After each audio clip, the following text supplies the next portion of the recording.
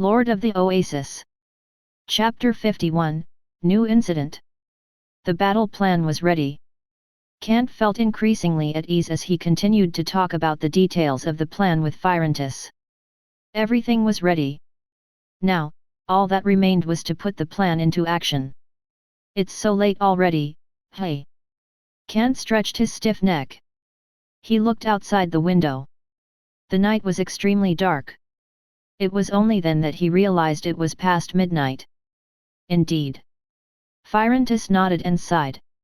It looks like we got ourselves too into it. The candle flame continued to sway and flicker. The melted wax spread. There was only a stump left on the candle sitting on the table. It was obvious that 3 hours had passed since they lit the candle at nightfall. The candle seemed as if it could have been extinguished at any given moment. It was quiet outside. The construction noises made by the builders had long ceased since dinner time. There were only the sounds of leather boots stepping on soft sand, which left prints on it and caused the sand to shift. Swadian militia members, who were organized into groups of 5, carried their spears as they walked past the door of the council hall. It was the periodic patrol that took place after nightfall. The 10 Swadian footmen, who wore infantry mail armor and carried their spears, remained vigilant inside the council hall. You best get some rest, Firentis.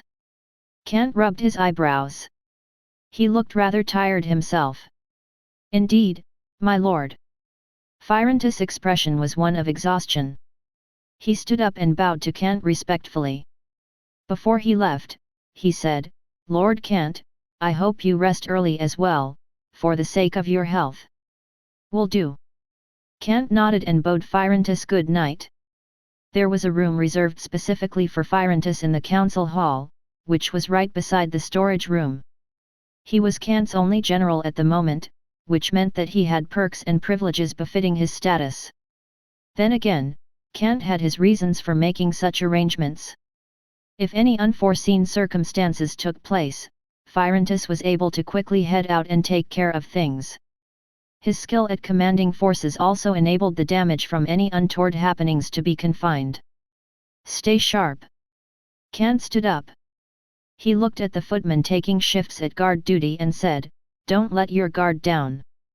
Yes, Lord Kant, the footman solemnly replied. Right. Kant nodded and walked up to his room on the 2nd floor. He slumped onto his bed and immediately fell asleep. Since he had to get up early the next morning, he had not bothered to take off his clothes. The battle plan had been put in place. The upcoming battle was going to be the most brutal battle that he had ever fought. The resistance from more than 2,000 Jack Allens was likely going to be every bit on par with the prior invasion. The scale of the upcoming one had the potential to be even larger. A fighting force that consisted of only 300 low-level troops was about to attack a Jack Allen tribe that had at least 2,000 Jack Allens. If that were to be heard back in the dukedom of Leo, those nobles who had been in battlefields before would have probably laughed at Kant for his perceived stupidity.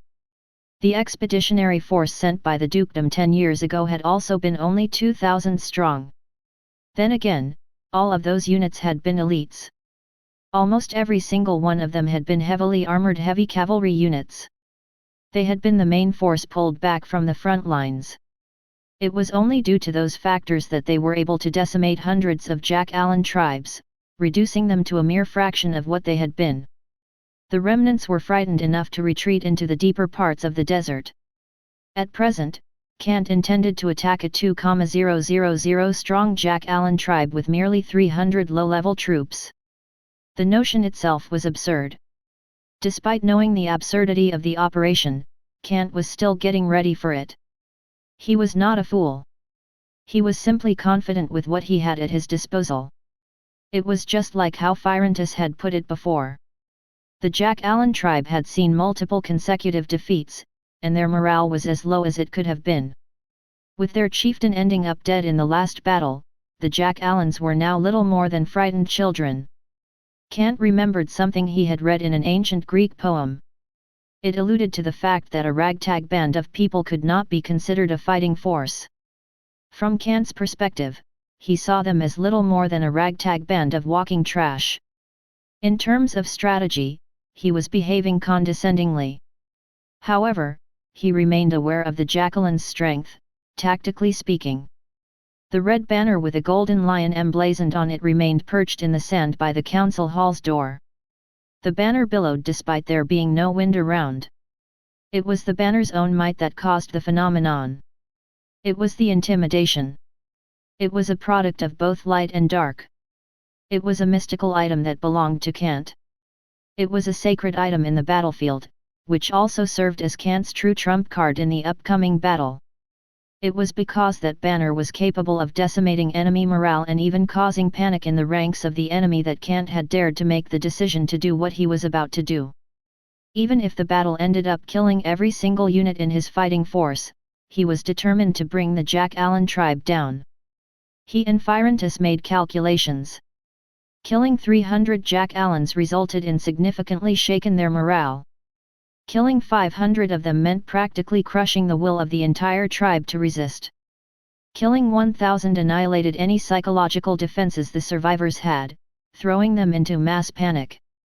Furthermore, killing the leader of the Jack Allens, which was now the Jack Allen shaman, ushered in the collapse of the entire Jack Allen tribe, preventing them from regrouping and retaliating ever again.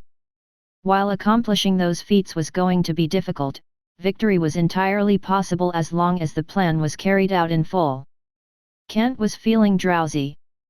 By the time he opened his eyes again, dawn had arrived. It was early in the morning. Kant felt rather stiff when he woke up, which was due to having slept in his full regalia.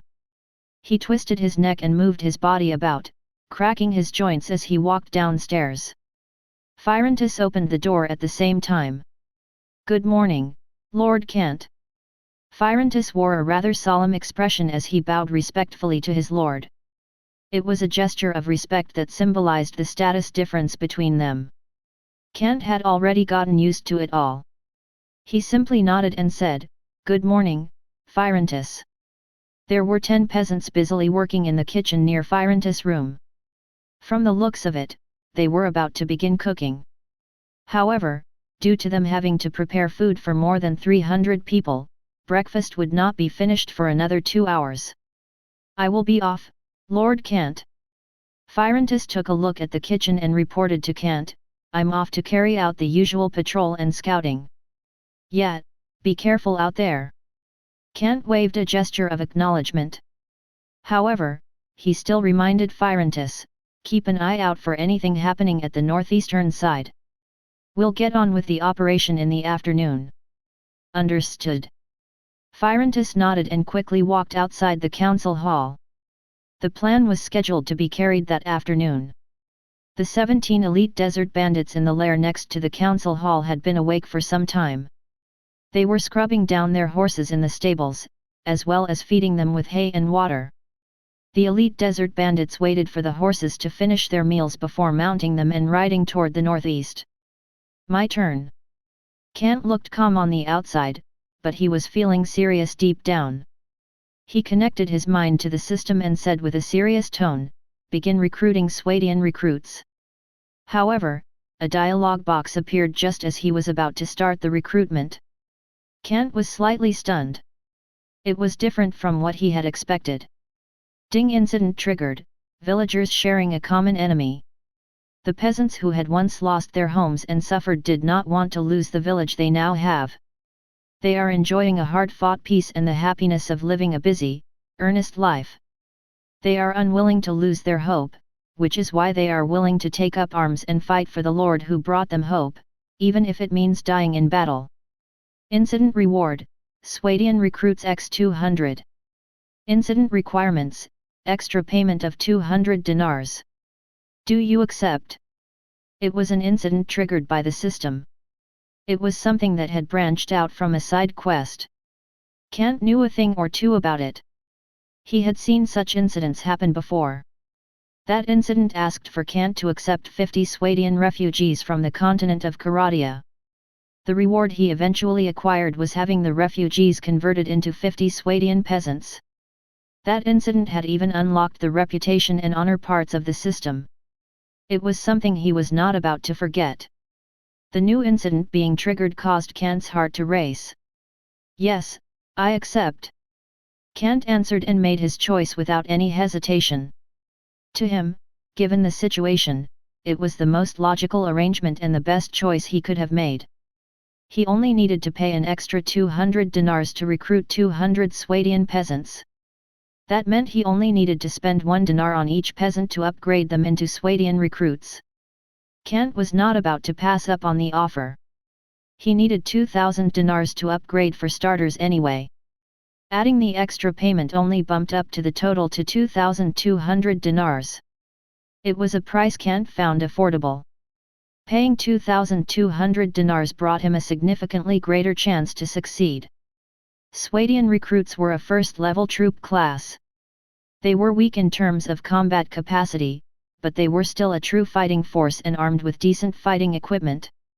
With the addition of armor, they were fully capable of fighting the Jack-Allans. That was the greatest aid the system provided him. Chapter 52, Inspection before departure. Confirm, Kant said as he verified his choice. The dinar balance in his mind instantly dropped. The Swadian peasants, who had just woke up not long ago from their sleep in the sand pits and tents in the Oasis lookout, were quickly wrapped in gushes of data streams.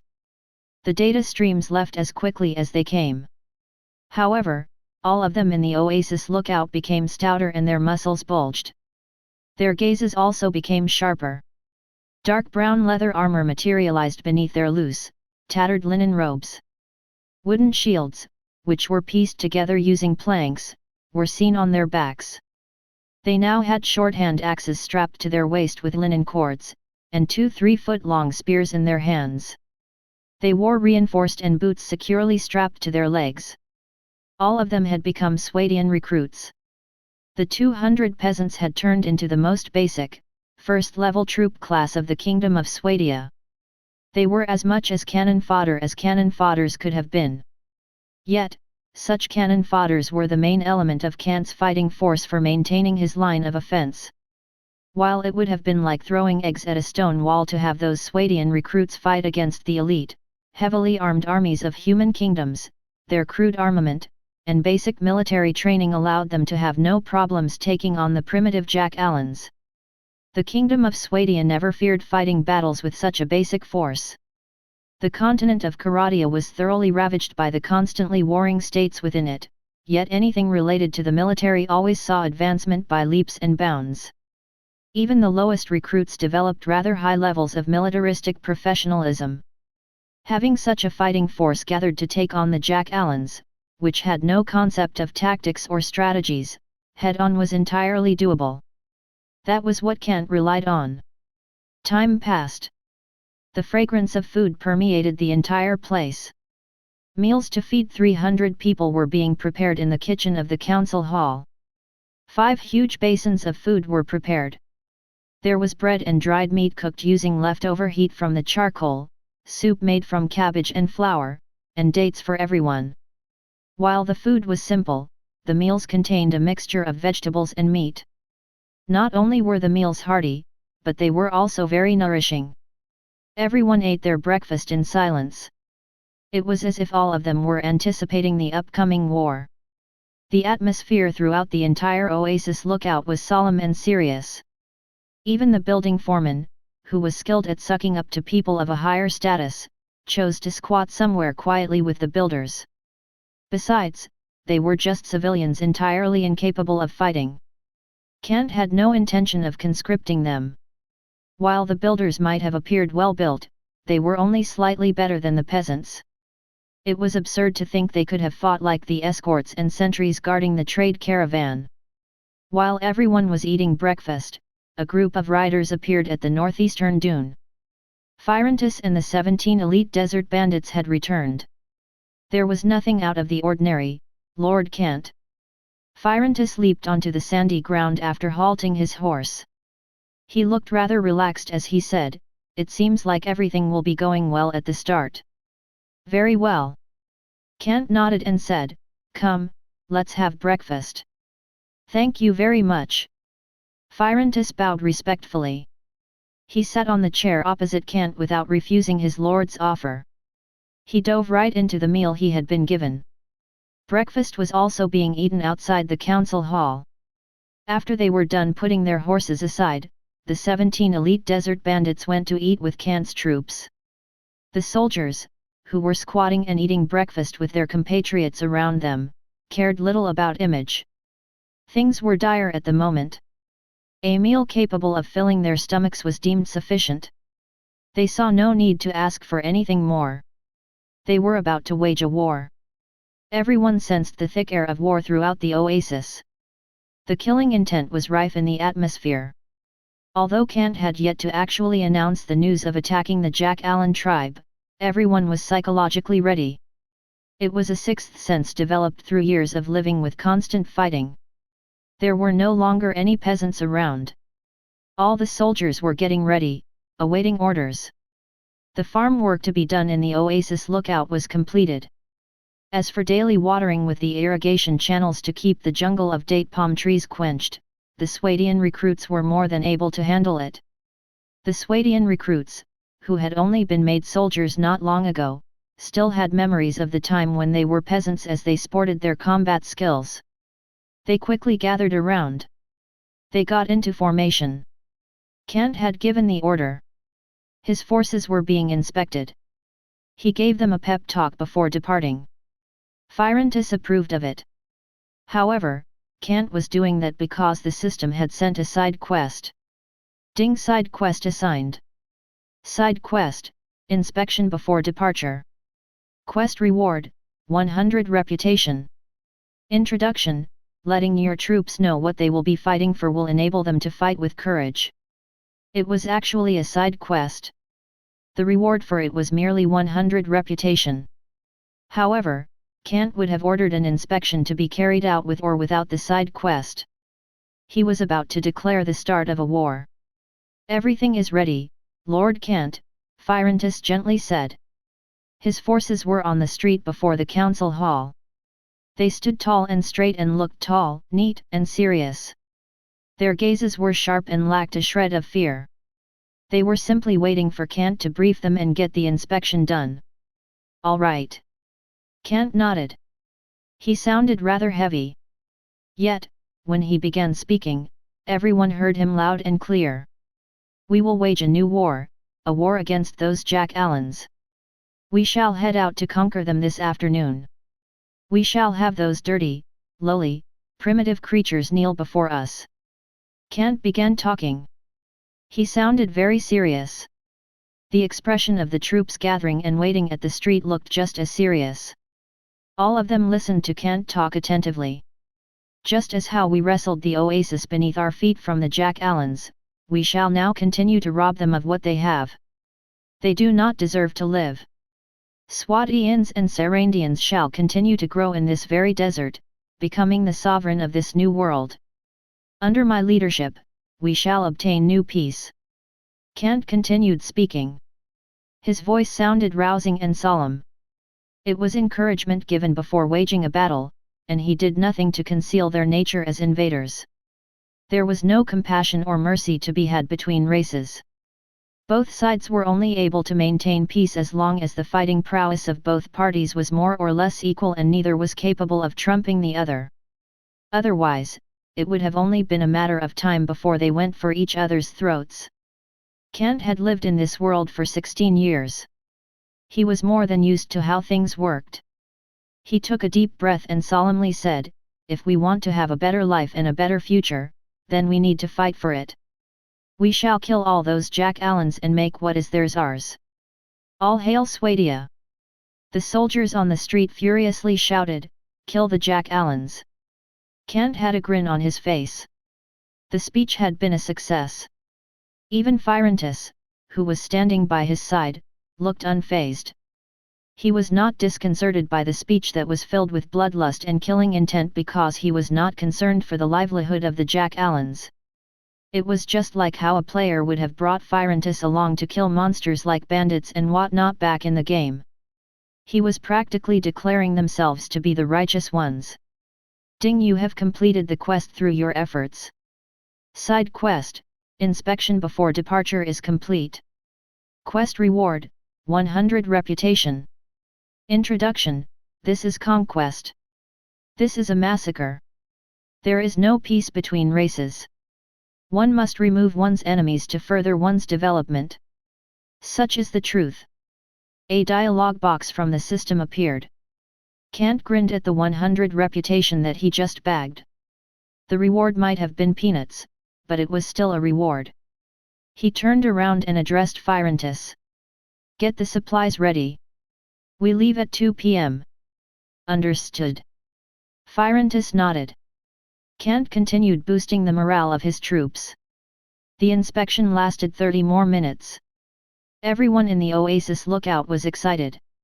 It was a frenzy before the fight. Everyone dispersed and continued to busy themselves with preparations for the upcoming battle. Firentis was well versed with making such preparations.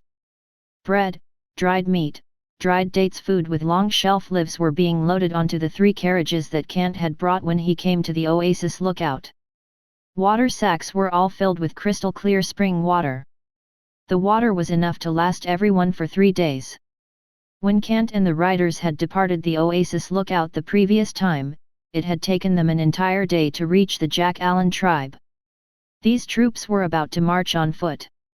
It was easily going to take them at least twice the amount of time to make the trip. Before long, everything was ready. Chapter 53, Assault Before Dawn. It was now 2 p.m. The temperature had slightly dropped. After Kant's forces were done with the preparations, they waited on the northeastern side of the Oasis lookout. Kant and Firentis took the lead on their horses. The builders from Sunno stood respectfully before them. Lord Firentis, you are a noble from Sunno. I wouldn't have dared to be at ease if I had known it was you who was around.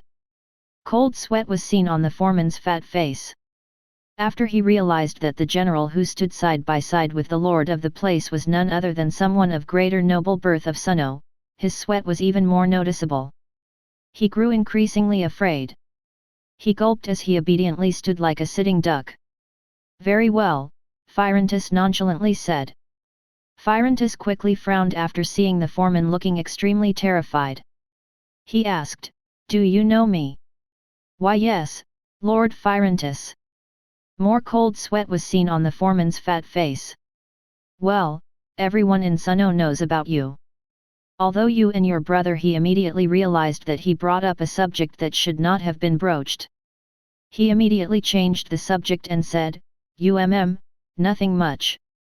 You're well known for the breadth of your intellect, Lord Firentis. Firentis had heard what the foreman said but remained silent. He looked glum. The foreman's eyes seemed to be filled with despair as he said, I'm no noble lord of Sunno. While cold sweat continued to drip from the foreman's face. He gulped. He thought that he still had the opportunity to make things right, so he blurted, Lord Firentis, if you just return to Sunno, I wonder how happy your father will be.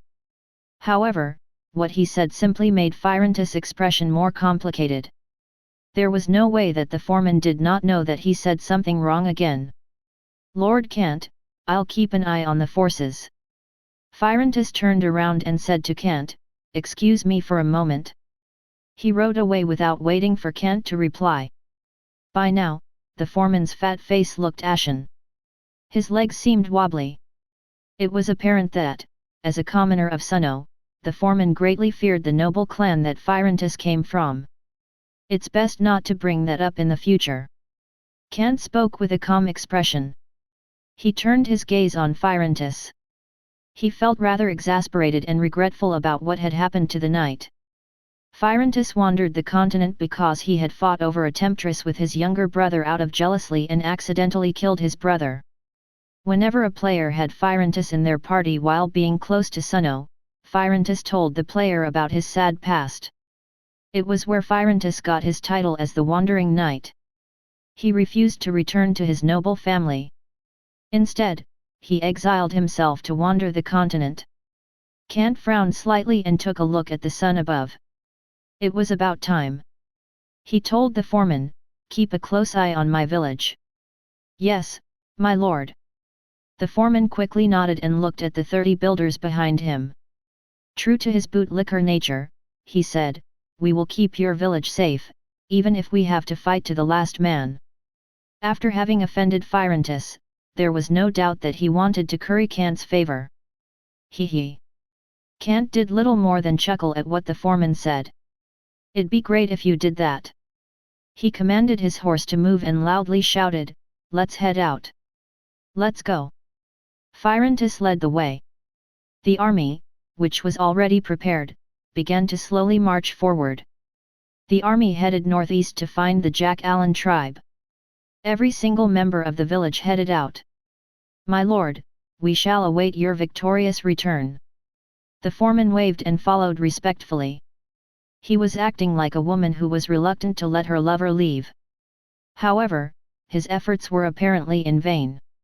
Kant and his forces never bothered to even turn their heads around. The fat foreman did not care. Being entrusted with an additional task like that deepened his relations with the Lord. From his perspective, it was absolutely a reward like no other. There was also the problem of the Oasis being invaded. For now, that was not something that needed to be taken into consideration. The Oasis lookout was in the middle of nowhere in the Naran desert. The place was so barren that even lowly escaped slaves would not have thought of going there. As for evil people like marauders and bandits plundering the place en masse, that was little more than a fantasy. The only enemy to be had at the moment was that Jack Allen tribe, which was what Kant was leading a force to attack. There was no problem leaving the builders in charge of looking after the place. Kant found no problem with that. The 200 Swadian recruits followed behind the carriages in neat formations. The 70 Swadian militia members took the rear of the expedition. The 25 Swadian footmen headed out alongside Kant and the carriages. The 17 elite desert bandits were at the forefront of the formation with one additional desert bandit that had been recruited that week. All of the riders fanned out, serving as scouts to survey the situation up front. According to Kant's estimation, the journey was going to take them 2 days. Previously, they were able to travel quickly because they had ridden their horses.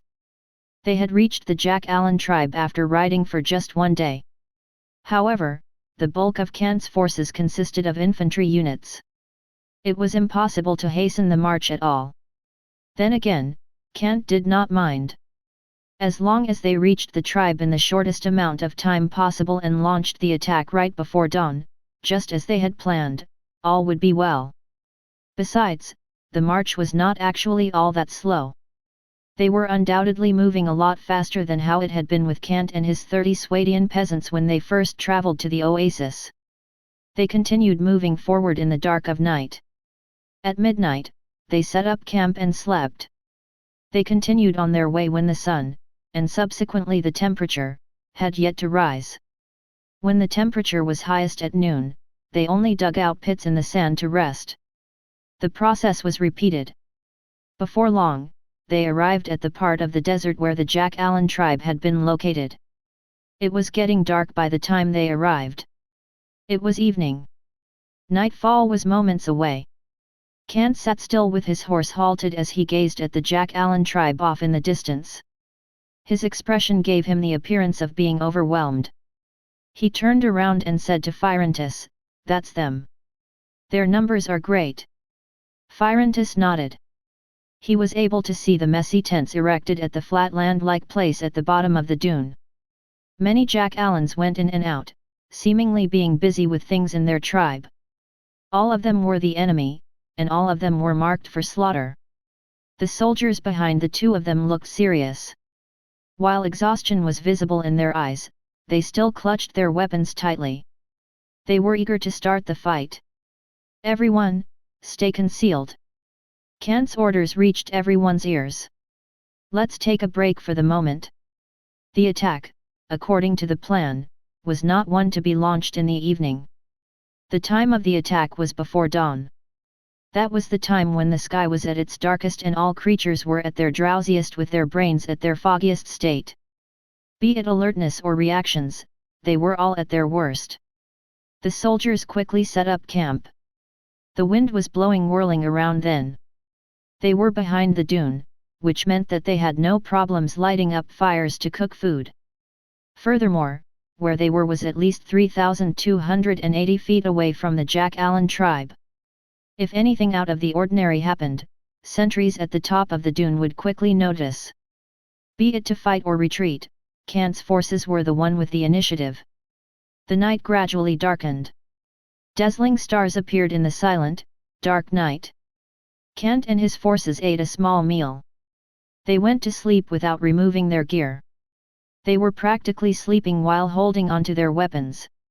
They were waiting for the right time. The sentries changed every hour, ensuring that everyone received ample sleep.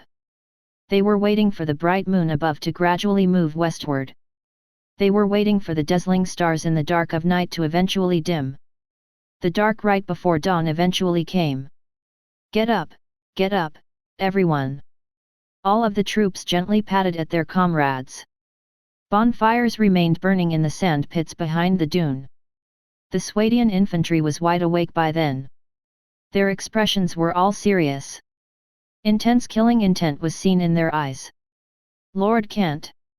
Phyrontus fetched Kant's horse for him. The 17 elite desert bandits and the newly recruited desert bandit appeared behind him. All of them were leading their horses with their left hands while holding onto their flanged maces with their right hands. All of them waited for orders with serious expressions. We'll move according to the plan. Kant nodded. The 295 Swadian troop members close to him were already ready. Understood. Phyrontus nodded and asked, Is everyone ready? The desert bandits all nodded. They quickly checked their weapons. Eventually, each of them fished out 2 water sacks that were tied together. They all looked at Phyrontus and Kant and replied with subdued voices, Ready. Let's move. Kant nodded and gave the order to begin. Let's head out. Phyrontus and the desert bandits did not immediately mount their horses. They had instead moved elsewhere, taking a detour while leading their horses. The target of their plan was different. They were to enter the battlefield from a different place. Outside that dune, the huge, messy tents of Jack Allen tribe remained silently standing under the dimmed starlight and moonlight. The Jack Allens did not have the slightest idea of the impending danger that was about to crush their tribe. Chapter 54, A Massacre in Fire and Blood. The night was cold and quiet. Phyrontus continued leading his horse as he moved to the western side of the Naran desert dune. The 17 elite desert bandits and newly recruited desert bandit walked with their horses in tow as well, following right behind him. Their eyes were filled with the thick, unmistakable killing intent. All 19 cavalry units were to strike at the heart of the enemy and cut the head of the enemy's leader. It was an insane operation. If luck was on their side and their mission turned out well, everyone would emerge happily. If luck was not on their side, it meant that not only would they be unable to complete their mission, but they also all would be caught in a predicament. However, none of them cared. Phyrontus took a look at the night sky. The dazzling stars above began to dim. The bright moon was gradually disappearing. Only pitch-black darkness was seen in the sky. It was as if it was all an attempt to prevent the coming of dawn. That beam of light shall eventually pierce through the darkness. Phyrontus seemed to have recalled a song from a bard back when he was in Sunno. His heart raced, yet his teeth remained clenched as he nimbly mounted his horse. It's our turn now. Phyrontus spoke in a low voice as he prompted his horse to move forward. The 18 cavalry units, who were familiar with fighting in the desert, nimbly got onto their respective horses. They held onto their spears as they kicked the bellies of their horses, following right behind Phyrontus. Gallops were gradually heard. However, the hooves simply made shallow prints on the soft sand. The sound of horses galloping did not travel far. It was a given that they were not moving all that quickly. The beast of burden that had become the most used to the desert was the camel. Horses were still more suited for traveling on flatlands. Then again, those war horses were still capable of bringing 70% of their usual speed to the operation. The sand, which was nothing like quicksand that could swallow anything heavy whole, was capable of sustaining their horses' weight. After getting off of the dune, the horseshoes hit the soft sandy ground as they hastened. The layer of sand there had been trampled solid by the jack-allans. It's beginning. Kant took deep breaths and clenched his fists. He stood at the top of the dune, keeping his gaze fixed at the western side of the dune. When he saw more than a dozen black dots appearing and moving at speeds far greater than that of what people were capable of at that jack-allan tribe, the calm on his face was replaced by heaviness. Everything was going according to the battle plan. Everything was going smoothly as well. However, it was not the time to let his guard down. Kant turned around to look at his troops, who were all standing by. He said in a low voice, "Heads up, people. Get ready to attack." "Yes, my lord." A unanimous reply was heard throughout the dune. The Swadian troops also wore severe expressions. All of them eyed Kant, who was standing at the dune, with fervor. It was as if it was a tournament in which one was proud to participate in instead of a brutal battle that was waiting for them. There was no turning back for any of them. Everyone knew that very simple fact. All of them were determined to fight to their deaths without the slightest hesitation. The kingdom of Swadia never had a lack of warriors. Phyrontis led 18 cavalry units. They charged the western side. They had entered the jack-allan tribe. They were like a howling gale. As they zipped past the crude, dirty tents at great speeds, the riders held the reins tightly in their hands. Phyrontis and the cavalry units did not care about the tents. They took out the 2 water sacks that each held. They tore holes in the sacks and poured the contents all over the tents at their sides. While the night was indeed dark, under the starlight and moonlight, one was still capable of somehow telling that it was brown liquid. They seemed to have doused the tents at the flanks with rainwater as they charged forward. However, the 2 elite desert bandits at the very rear fished out 2 barrel-like items. They tore some linen cloth and stuffed it into the openings. Bits of gleaming red were seen within. They were cans stuffed with charcoal. Along with the cans, the 2 men threw the dried-up water sacks in their hands without showing any change in their expression. Charcoal dropped all over the place, coming into contact with the tents where the sacks had previously drenched. The charcoal pieces, which were lit with dim red colors, ignited sparks when it came into contact with the brown liquid before bursting into huge fireballs. It was not spring water that was contained within the water sacks. It was the oil Kant had purchased. Furuayam.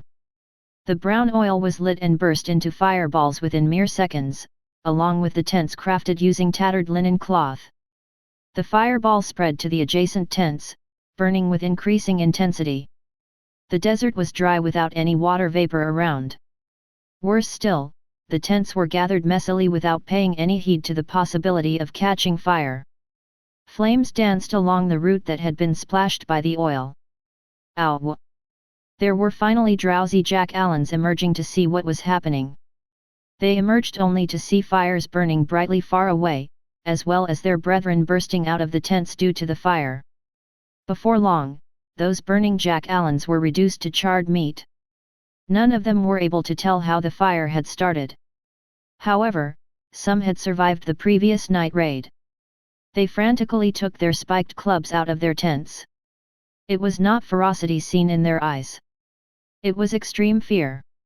They had caught sight of the cavalry units charging straight for the center of their camp. It was Phyrontis. There were also 18 ferocious bandits from the Sarand desert. The horses beneath the riders zipped past at great speeds. They no longer bothered circling the tents before them.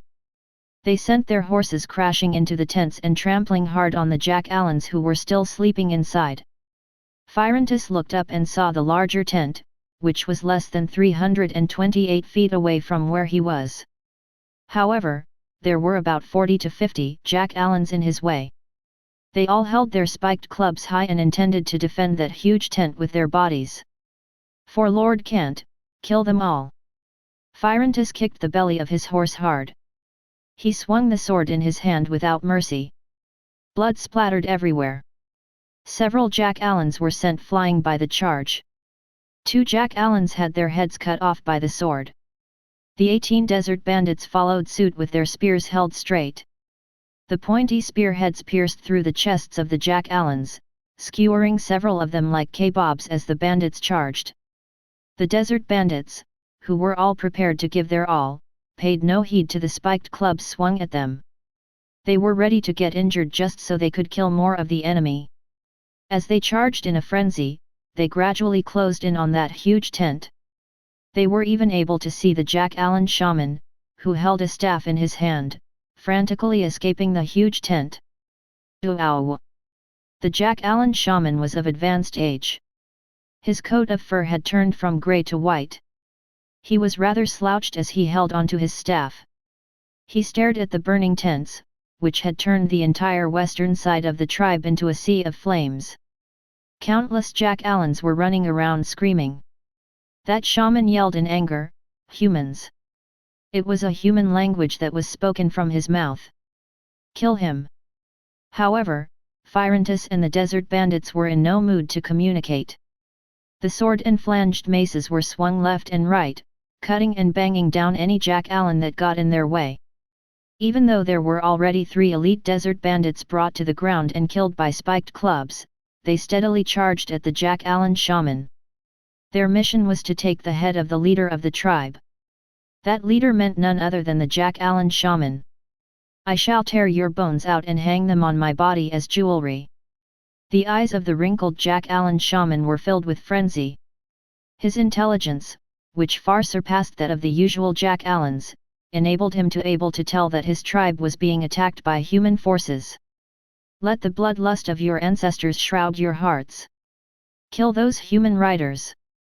He grabbed a fistful of colorful dust and scattered it at the jack-allans around him. He held his staff high and shouted, "Bloodlust!" Ow! The eyes of the stained jack-allans instantly turned bloodshot. The desert bandits, who were still charging on their horses, took out yet another weapon to deal with the situation before the jack-allans were able to pounce at them: the javelins. Zoom! The javelins tore through the air as they were thrown. That old jack-allan shaman intended to dodge when he realized what was going on, but it was already too late. Throwing weapons like javelins and tomahawks were few and far between in that world. There was no way the shaman was able to evade the javelins thrown by elite desert bandits, who had become very accurate and lethal with their throws. "Oh, my impressive power, no!" 4 javelins were lodged deeply into the body of the jack-allan shaman. The old shaman whelped and shrieked before gradually slumping to the ground with the staff still in his hand. In his perspective, as a powerful, extraordinary spellcaster, there was no way he should have died so easily. Furthermore, he also had jack-allan warriors buffed with bloodlust, which made them very agitated and had no fear of death, by his side. "Let's go!" After seeing the jack-allan shaman fall, Phyrantus flicked his reins. He swung his long sword hard at a jack-allan whose eyes were thoroughly bloodshot as he signaled his horse to continue charging. According to the plan they had laid out, they were to never return to the west side again. Instead, they were supposed to tear through the entire jack-allan tribe as they headed east. That was where Kant was going to lead the charge with his forces. By now, Kant had already launched the attack with his forces. A rain of arrows shrouded the sky, enveloping the tents at the eastern side, as well as punching through the heads of jack-allans that emerged in panic. Chapter 55, A Battlefield Enveloped in a Rain of Arrows. Kant stood at the top of the dune. He looked calm, but glittering light was seen in his eyes. In the distance, the fire spread wildly. "Attack!" Kant gave his order in a subdued voice. Footsteps were heard from behind. His Swadian troops, who had all been ready, began to march forward. Shing! Kant drew the short sword strapped to his waist. He walked to the forefront. His forces, which consisted of 295 infantry units, were arranged in 3 rows. All of them held their spears high and started to jog, increasing their speed as they went. The jack-allan tribe was about 2,000 feet away. There were many jack-allans with grey and brown fur leaving their tents due to the fire at the west. They stood where they were, seemingly feeling dazed and confused about what was happening to the west. None among them understood the concept of firefighting. Water was the most precious resource found in the desert. These jack-allans hardly had enough to even drink among them every day, so there was no way there was water left available firefighting. The scene created an opening for Kant's forces. Due to the chaos taking place in the tribe, no one noticed that there was a force consisting of 300 human combatants moving quickly from the top of the dew in the east. As they closed in on the edge of the tribe, all of them had unmistakable killing intent in their eyes. Flop! Kant unraveled the intimidation banner in his hand. The red banner, which had a golden lion emblazoned on it, billowed without wind. The banner enveloped the area within a 1,640-foot radius. The jack-allans, who remained watching the fire happening to the west feeling confused, were suddenly hit with an inexplicable fear. It caused their hearts to race as if they had met some unknown fear. They soon came to realize what was happening. Kant quickly brought his forces forward. The jack-allans were still unaware of the ambush in the dark. The smirk on his face was one of ridicule, yet the seriousness in his eyes had long turned into intense killing intent. Rain of arrows! Kant shouted in a low voice, "First wave!" He connected his mind to the system. A golden card in his mind was immediately activated. It had begun. Projectiles whooshing above Kant's head were heard. The night was dark. One was only able to tell that the noise was getting increasingly closer and louder. In reflex, the jack-allans up front all looked up into the sky. Their beast-like faces continued to look dazed and confused about what was happening. Their capacity for intellect was hardly different from an 8-year-old human child. The attack unfolded before their green eyes. Countless thin, black shadows swamped the sky where the dazzling stars had been. As the whooshes became increasingly apparent, the arrows reflected in their eyes became increasingly numerous and tight.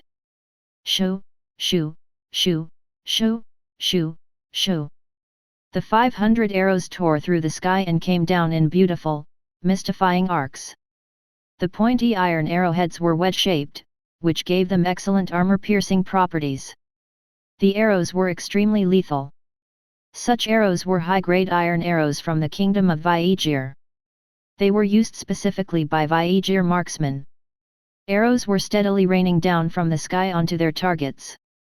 The arrows easily penetrated the jack-allans' coats of fur, killing the unlucky ones who were standing between the tents and unable to evade in them. The arrows made porcupines out of them. The jack-allans slumped to the floor and writhed for a bit before staying still altogether. The rain of arrows caused the death of more than 200 jack-allans on the spot. Voom! As more jack-allans dropped to the ground, the intimidation banner billowed with an even mightier force. Its invisible powers spreading out all over the place. Fear had overtaken the jack-allans' minds. A good number of them were survivors of the failed attack from a while ago. They had lived in extreme fear ever since. As they caught human forces lining up at the dark dune and coming at them from the corner of their eyes, they all felt as if their hearts had been tightly gripped. The effect of the intimidation banner continued to be at work, decimating the jack-allans' morale. That was the main reason Kant had dared to assault the jack-allan tribe with a force of such mediocre numbers. As long as one was able to seize the opportunity and make good use of it, such a sacred item easily crushed an enemy before the battle was over. This was the moment. This was the opportunity Kant had sought. Kill them all. The Swadian troops moved forward side by side, moving increasingly faster as they went. They leveled the spears in their hands, pointing them forward as they charged at the jack-allans struck down by the arrows. They charged all the way to the center of the tribe, which was already in chaos. If Phyrantus and the desert bandits failed in their mission to cut down the leader, Kant and the infantry units would have been able to back them up. Killing the jack-allan shaman was the most important part of their battle plan. Kant held the intimidation banner high as he charged quickly with his forces. He saw hundreds of jack-allans up front, who had all realized what was going on. With a calm expression, he ordered, "We'll meet the enemy head-on. Kill them all! Kill them all!" The Swadian troops skewered away with their spears in a frenzy.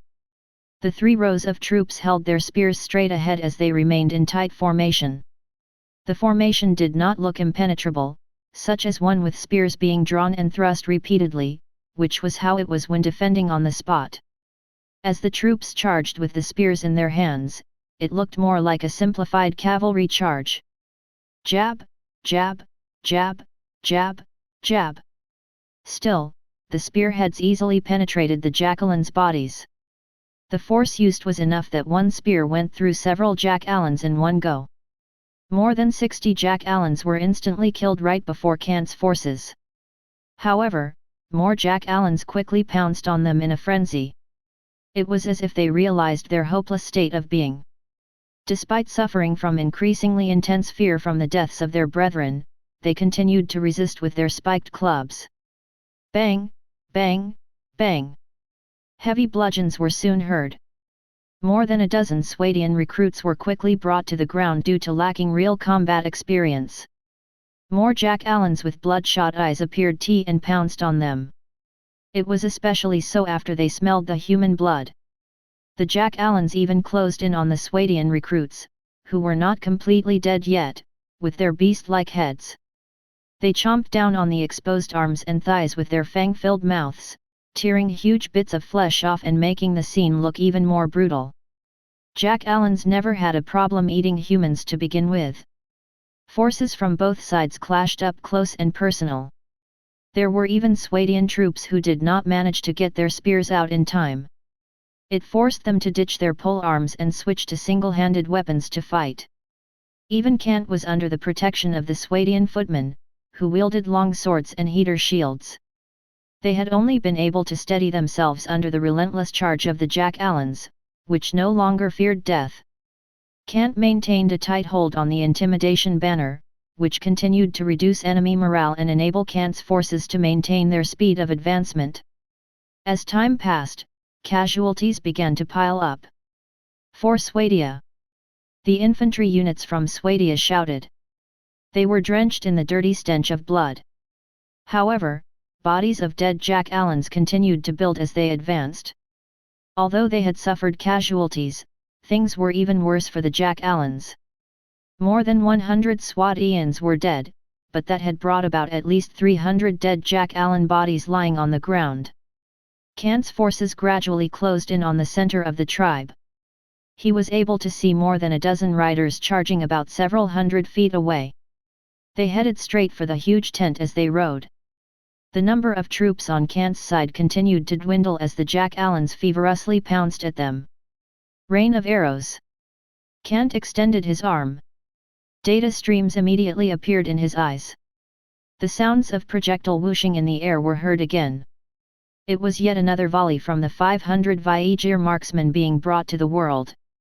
It appeared as if the arrows were a rain to cleanse the world as they immediately struck down more than 200 jackals right before him. He wiped the dirty blood off of his face and looked on with a menacing expression. He shouted feverishly, "Keep on killing them all! Kill them all!" At that moment, the remaining Swadian warriors by his side seemed to have burst with hidden powers. They brought down their swords, combat shovels, and hand axes wildly on their enemies as they continued to move forward with increasing speeds. On the other hand, the jackals seemed to have been overwhelmed by the growing enemy morale. The bloodlust and killing intent in their eyes quickly subsided. Panic and fear were quickly seen taking over in their eyes. Vroom! The intimidation banner in Kant's hand seemed to have burst with a solid wave, enveloping Kant's surroundings. The Jackalan shaman is dead. A footman with good eyes pointed forward. He exclaimed with extreme excitement, "General Firentus has done it." Kant turned his gaze forward. The Jackalan shaman, who had been holding a staff as he stood at the huge tent before, now had 4 or 5 javelins sticking out of his body. The shaman wobbled for a bit before slumping to the ground. His condition was unknown. Judging from the effects brought about by the intimidation banner and rapidly shrinking morale of the jackals, one could have easily guessed that the jackalan shaman had been taken down. The enemy's leader was dead. Ow! More and more Jack Allen howls were heard all over the place. However, there were even more who cast their spiked clubs away and ran out of the tribe. None of them dared to continue resisting. Their forces had been completely crushed. We won, Kant thought. He looked at the Jack Allens, who had their backs against him as they fled. He held the intimidation banner high without any bit of mercy. In a subdued voice, he said, "Chase them down and kill them all." He saw fit to continue slaughtering the Jack Allens while the odds were with him, annihilating the Jack Allens once and for all. Kant had no current need for many prisoners. The reasoning was simple. Dead Jack Allens needed no supervision. By now, Kant's forces had been reduced to less than 100 units. Chapter 56, Spoils of Victory. PFFTT. Blood splattered as the short sword was pulled out of the Jack-Allen's eye socket. Kant flicked his forearm, splashing blood staining the blade onto the ground. He kicked the Jack Allen that was kneeling and dead in front of him. His face looked rather relaxed and tired. "It's over." The thick stench of things being burned permeated the air. Even thicker than that was the stench of blood in the air, so much so that it felt as if it was solid. Bodies were all over the ground where Kant stood. Most of the bodies belonged to dead Jack Allens. The occasional perished Swadian warrior was also seen. Under the valiant and suicidal charge of Kant's forces, the battle was finally over. At that moment, the ownership of the Naran Desert was finally decided. The Jack Allen tribe was engulfed by the flames. Heat waves swept all over the place, lighting up the dried, ragged tents around and turning the place into a sea of flames. Any Jack Allen that did not manage to escape in time was quickly burned or suffocated to death in the flames. This was the place where the Jack Allens had lived for generations. It was also the grave marking the end of their reign. It was a totally different story for Kant. The man stood at the edge of the flames, enjoying the scene of the roaring fire engulfing everything in its path. He sensed the heat wave dispelling the chill of night in the desert while lamenting the brutality of war. He had been the victor. He had been the one who had conquered the Naran Desert. He was a noble and a baron of the dukedom of Leo. That was enough for him. The Swadian troops who survived stood behind Kant. They watched the flames before them. The roaring inferno before their eyes did not scare them. Instead, it made them feel rather warm. They were all very tired from all that fighting mere moments before. Their bodies were covered in blood and grime. Many limped along as they helped each other out.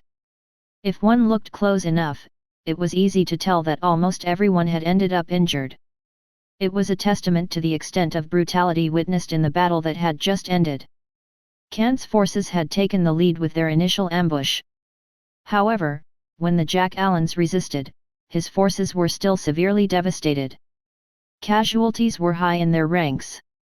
"2/3 of us will be left behind in this place." Kant turned around and made a rough count. He let out a deep sigh. Less than 100 men were standing behind him, and all of them were injured. He turned his gaze on the eastern horizon. A beam of the dawn's light pierced through the thick darkness. A faint round white bulb gradually rose on the horizon. Dawn was approaching. Gallop, gallop, gallop, gallop. The rushed gallops of the horses were heard coming from the great fire. Firentus took the lead and led 4 or 5 elite desert bandits out of the sea of flames. They pulled their reins when they came near their lord, ordering their horses to halt with a vocal command. "You're back." Kant nodded to Firentus. He looked rather relieved. "It's good to see you around again." Firentus was his only general. The general had been scalded by the flames as he emerged from the sea of flames. If it had not been for the fact that he was wearing an iron helmet, all of his hair would have probably burned off. Based on how the horses' manes were almost half burned and injuries were everywhere on their bodies, the same would have happened to him. The wounds from both the fire and the spike clubs looked very harrowing. Firentus expressed his gratitude in a very solemn manner. "Thank you very much for your concern, Lord Kant." Firentus got off his horse and took a package from one of the bags hanging on the horse's back. He handed it to Kant and said, "Here are the belongings of that Jack Allen shaman, my lord." "Hey!" Kant took hold of the package. He opened it and found a staff that was broken in several places in it, as well as a book that looked rather old. Kant's expression was serious. The staff was made of some sort of thin wood. It had been snapped into several pieces after it was stomped on. Phyrantus had collected it in its entirety. The most eye-catching part was the top end of the staff, which contained a black gem that was about the size of an egg. Kant had seen one of those back in the dukedom of Leo. It was where the staff's power came from. The royal mages in the castle all had similar staffs to aid with spell casting. The old book caught Kant's attention the most. "What is this?" Kant was unable to help but frown. He held the book in his hand. It felt rather soft. The cover of the book seemed to be crafted with a soft goat pelt. While the book had dirt and dust on it, it still made Kant's heart race. It was as if he was holding some incredible item. At the same time, a dialogue box from the system appeared. "Ding, you have secured victory after fighting a bloody battle. Main quest, the first powerful enemy is complete. Reward, 10,000 dinars, 1,000 reputation, 10 honor. Introduction, the act of defeating a powerful enemy was but a stepping stone. A new journey awaits, so please keep working hard. Believe in your abilities. None of your enemies will be as terrifying as your first powerful enemy. None will be able to stand in your way." It was obvious from the dialogue box that the quest from the system had been completed. Kant grinned. He had expected this. The Jack Allen tribe before him had been engulfed in flames. When the fire was extinguished, nothing but ruins would be left behind. It was no longer a place where any Jack Allen would live. Even the ones that had survived the battle and made it out would not be able to survive long in the harsh conditions of the Naran desert. Furthermore, the extreme heat and cold between day and night were enough to take their lives. When he was still mulling over the aftermath of the battle, a new dialogue box appeared on his retina. "Ding, you have obtained stunning results due to having won the battle despite heavily outnumbered. Evaluation acquired, epic victory. Reputation acquired x100. Honor acquired x1. The result of that battle was evaluated by the system to be an epic victory." Kant grinned at the results. He had crushed a Jack Allen tribe that consisted of 2,000 Jack Allens with only 300 men. He won despite being severely outnumbered and at a disadvantage. That evaluation was well within expectation. Kant turned around. He saw his limping troops behind him. The grin on his face gradually disappeared. Despite being in ambush, his forces had suffered heavy casualties. Only 10 Swadian footmen were left. Only 31 Swadian militia members were left. Only 46 Swadian recruits were left. Finally, only 5 elite desert bandits were left. The total of his surviving units was a mere 92. It was as if he had been robbed clean. All of the reward he gained from the last battle was gone in that one battle. War had a way of burning through one's resources quickly. "Ding, your forces have upgradable units." It was a consolation and relief that his surviving forces were at least able to get upgraded. All troop classes after the upgrade would become elites. Open the list of troop classes. Kant connected his mind with the system. A dialog box immediately appeared on his retina. Upgradable troop class, Swadian recruits x46. Spend 10 dinars each to upgrade to Swadian militia. Ding, you have surplus experience. Your forces can be upgraded consecutively. Upgradable troop class, Swadian militias x31. Spend 20 dinars each to upgrade to Swadian footman/Swadian skirmisher. Ding, you have surplus experience. Your forces can be upgraded consecutively. Upgradable troop class, Swadian footman x10. Spend 50 dinars each to upgrade to Swadian man-at-arms/Swadian infantry. Ding, you have surplus experience. Your forces can be upgraded consecutively. Upgradable troop class, Elite Desert Bandits x5. Spend 40 dinars each to upgrade to Sarandyan horsemen. Ding, you have surplus experience. Your forces can be upgraded consecutively. The upgrade routes of the troop classes were clearly shown on the system's dialog box. However, Kant's heart was racing. The fruit of victory was indeed sweet. All of his troops were available for upgrades. Better yet, all of them were able to be upgraded further. Even if they were to not be upgraded to become troop classes of higher levels, the quality of Kant's forces would be enhanced. Kant only needed to make it through the exhaustion period after the war to take in the fruits of his victory and gain a second explosive growth in his forces. It was just like how it had been with the night invasion back then. However, a new dialog box appeared on his retina before Kant had begun to upgrade his troops. Ding, extraordinary things were discovered after a careful inspection. Special quest, Explore the Mysterious is complete. Reward, 5,000 dinars. Introduction, you have received loot from the Jack Allen tribe, which contained mystical powers. Kant was slightly stunned by what he saw in that dialog box from the system. Special quest? After a short while, Kant finally recalled something of that sort. It was a special quest given by the system when he scouted the place the week before. Kant had forgotten all about the special quest because he had been preoccupied with invading the Jack Allen tribe. He only came to suddenly remember the quest when he was reminded by the system. He lowered his head and looked at the broken staff in the package, as well as the mysterious old book. Kant knew deep down that those two things were what the system was talking about. The system gave him the answer he sought. Ding, side quest assigned. Side quest, help from the system. Reward, upgrade the village. Introduction, this is a world with mystical powers at work. Items holding conceptual powers contain energies that the system desperately needs. Will you allow the system to absorb the items?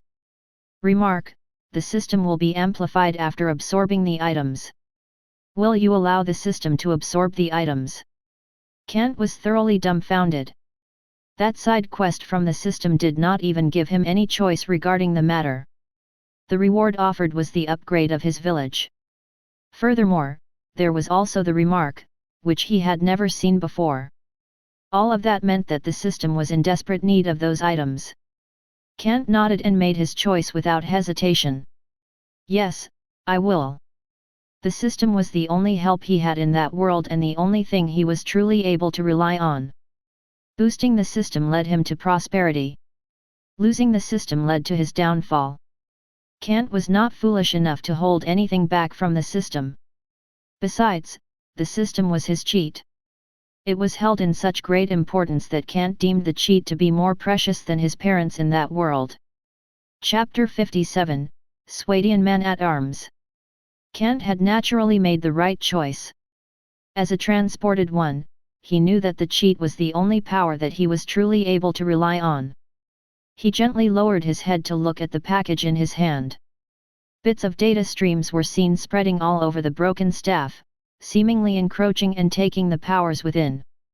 The black gemstone at the top of the staff gradually dimmed and looked washed out. This was the staff that had once belonged to the Jack Allen shaman. Since he had seen that shaman before, Kant had some impression of that spellcaster. He was killed by the javelins. As he saw Kant continue looking at the broken staff, Firentis began to explain. We have the boys from Sarand to thank for that. He was talking about the desert bandits. However, as someone who had a distaste of the likes of bandits, Firentis did not like calling them by their troop class name. He turned around and added, I have to admit, the Sarandians' javelins are possibly the most powerful weapon to be found in the desert. You're right. I think so myself. Kant nodded in agreement. When it came to throwing weapons, the Sarandians were every bit on par with the Nords, who were adept at throwing axes. The Sarandians relied on nothing but their trusted javelins to do so. It was especially so in the case of the elite desert bandits, who were ferocious criminals who had reigned supreme in the vast deserts of Sarand. The speed at which they rode their war horses lent inertia to the javelins they expertly threw. Killing a target within a 64-foot radius was considered a piece of cake for them. Despite being called supreme beings, mages did not actually have as much defense against cold weapons as heavily armed infantry units covered in metal from top to toe. Kant had looked into the matter when he was in college. In many of the books that detailed epic battles, the mages, who wielded either supernatural powers or supernatural items, were illustrated in glorious light, yet the records also exposed their weaknesses. They were of mortal flesh. They feared blades. They feared horses and spears. They also feared bows and arrows. Kant was able to get useful information out of the books.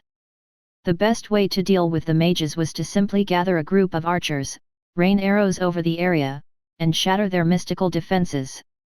That enabled one to make short work of those wielders of mystical powers, who were unable to resist such onslaughts of conventional weapons from over 320 feet away. Besides, no mystical powers were able to attack something that was more than 320 meters away. No wielders of such powers were able to resist having their bodies being pierced by cold weapons. That provided Kant confidence while arranging for the elite desert bandits to take out that shaman. First, he relied on their fearlessness. Second, he relied on their eerie accuracy with the javelins. The color of the gem in his hand greatly dimmed. The data streams that covered the item rapidly grew. The system was quickly absorbing the gem's power. Those mystical powers were probably magic as told in the legends he had read about. It was a pity that he had no mastery of the arts of the mages. In his perspective, letting the system take the loot was a way to bestow some value to those items. But this book? Kant frowned slightly. The old, brown book still caught his attention. The book made him feel as if he was holding onto one of the oldest books there was to be found in the college's library, which were precious items accessible only by high-ranking scholars. Every book was hundreds. Some were even more than 1,000 years old. Since the system was still not absorbing the book, Kant continued to look at it. The cover was very dirty and stained by dust and all manners of other dirty things, which gave it a brown color. If he paid close enough attention to it, he could vaguely make out lines. There seemed to have been something written on the cover. He threw away the staff with the gemstone, which was about to have its contents wrung dry. He opened to the book and began to flip through it. That curiosity he had developed back in college compelled him to do so. The book was not very heavy. It felt more like a thin notebook that would have been used back on Earth in his past life. He found the inside of it to be just as dirty as the cover. While he was able to somewhat make out the symbols on the page, they were simply too dirty to be read. The Jack Allen shaman had intelligence comparable to a human grown-up, but the same could not have been said about his hygiene habits. He flipped the page in a rather displeased manner. As he expected it, the next page was just as dirty. What a damn waste! Kant was unable to help but coldly snort. As he was about to continue flipping the pages, he was surprised to find that the old book contained only 2 pages. He scanned the page closely and found it to be something that resembled papyrus. The leather cover of the old book took up most of the book's thickness. The pages were simply stuffed within for safekeeping. What a pity! Kant shook his head. If the system had determined the book to have mystical powers, it would have been of greater value than it appeared to be. Kant was quickly reminded of Scholar Hank. If his college teacher were present, that old man would have possibly been able to tell what that book had actually been. Then again, when he thought about it, if the scholar had been present, he would not have agreed to let Kant allow the system to absorb the book. Kant would not have even been able to reveal that he was capable of upgrading his forces with seemingly nothing. That was his cheat and the only thing that he was able to truly trust. He knew that it would have been a sin just being able to use such a cheat. The system's data streams quickly wrapped around the book, absorbing it in no time. The gemstone on the ground was now nowhere to be seen. Only the empty cavity on the staff that used to house the gemstone remained. It was obvious that the gemstone had been completely absorbed by the system. A dialog box from the system suddenly appeared on Kant's retina. Your arduous effort allowed the system to fully absorb the mystical powers of those two items. Side quest, help from the system is complete. Reward, upgrade the village. Introduction, you have helped the system absorb mystical powers and have earned a mystical reward. Your village can now be upgraded. Please choose your route of upgrades wisely. A golden card appeared at the bottom of the dialog box. Kant was able to instantly tell that he was able to upgrade his village if he used that card. However, he saw fit to do so only when he returned to the village. At the moment, Kant needed to focus on upgrading his troops, who had all gained tremendous experience and were ready to be upgraded. Open the troop class page. Kant willed the system in his mind and confidently said, upgrade all of them.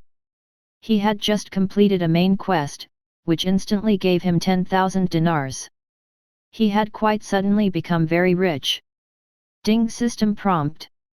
Current upgrades and further upgrades will cost 2,300 dinars. Do you wish to upgrade? Kant replied without hesitation, yes, upgrade them all. There was nothing he had to hesitate about.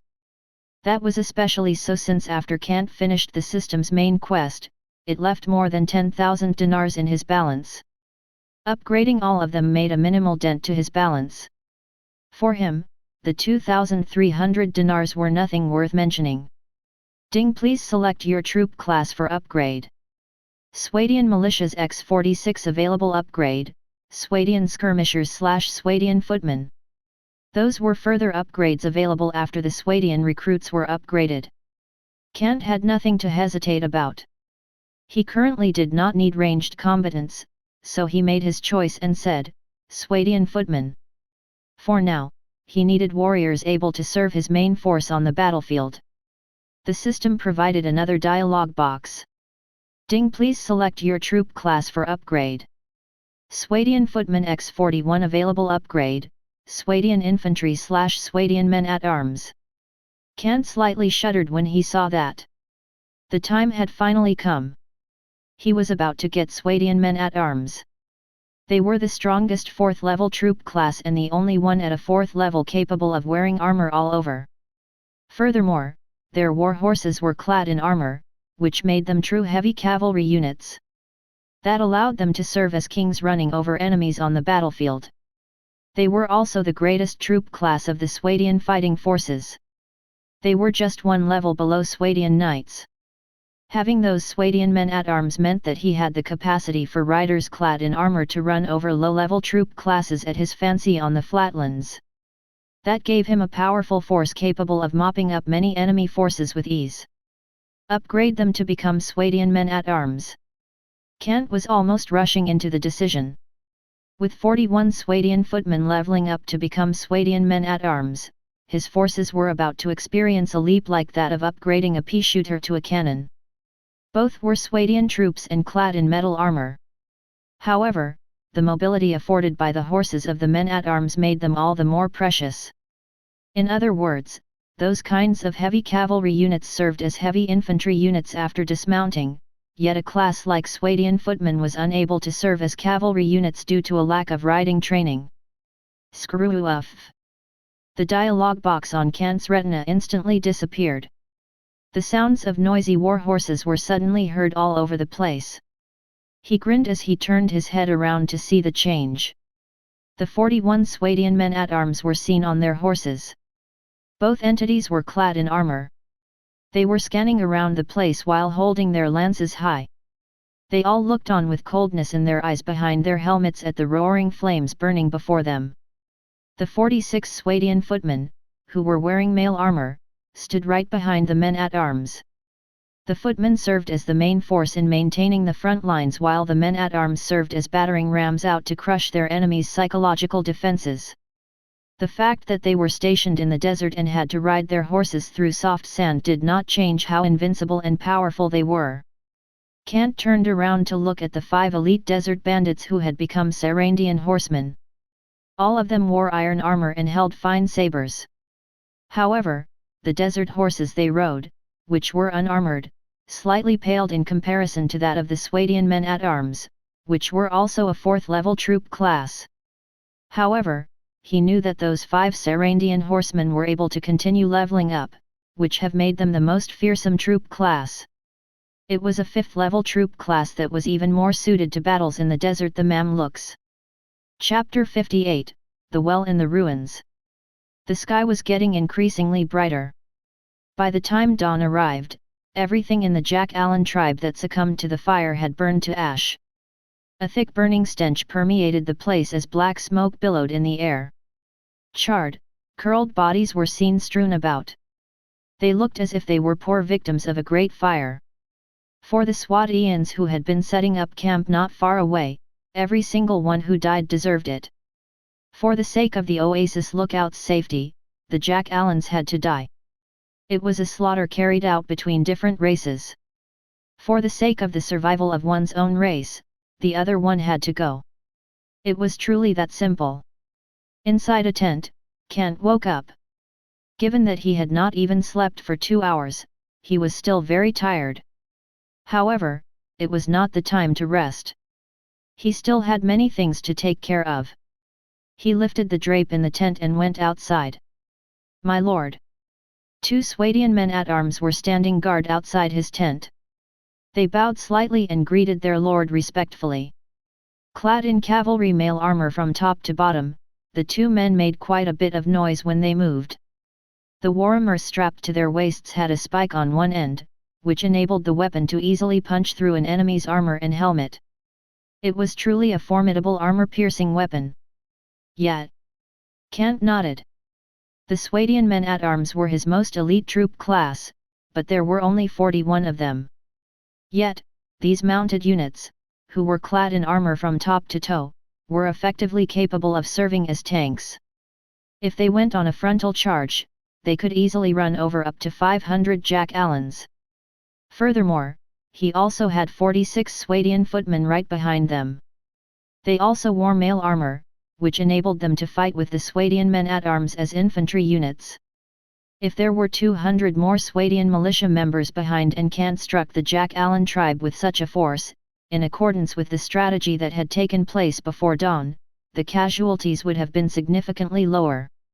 This current lineup of forces would have allowed him to easily crush the Jackalan's psychological defenses faster. In the era of cold weapons, heavy cavalry units served as the key to making someone a king on the battlefield. "Where is Firentus?" Kant slightly frowned as he looked around the camp. He asked the footmen, who were patrolling while holding their heavy spears, "Have any of you seen Firentus?" "Lord Kant, he is currently patrolling the area with the Swadian horsemen."